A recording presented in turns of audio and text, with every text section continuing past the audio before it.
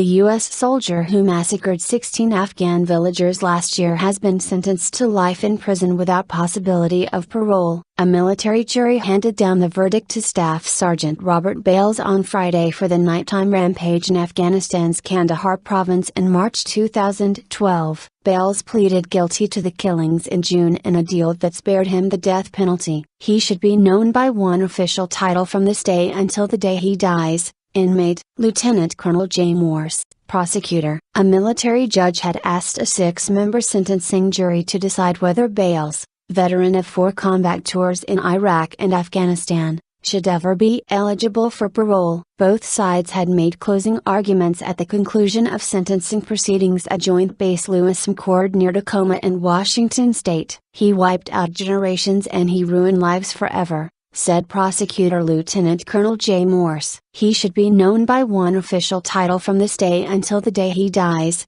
inmate." Bales' civilian defense attorney Emma Scanlon had said prior to the sentencing that in seeking the possibility of parole for Bales, who apologized for the murders on Thursday, she was not asking you to set him free. Army prosecutors have said Bales acted alone and with premeditation when, armed with a pistol, a rifle and a grenade launcher, he left his outpost twice during the night, returning in the middle of his rampage to tell a fellow soldier, "I just shot up some people." The killings marked the worst case of civilian deaths blamed on a U.S. soldier since the Vietnam War and further eroded strained U.S.-Afghan relations after more than a decade of conflict in Afghanistan. Defense attorneys have said Bales carried out the killings after suffering a breakdown under the pressure of the last of his 4 deployments to Iraq and Afghanistan. They have said he suffered from post-traumatic stress disorder and a brain injury even before shipping off to Kandahar province.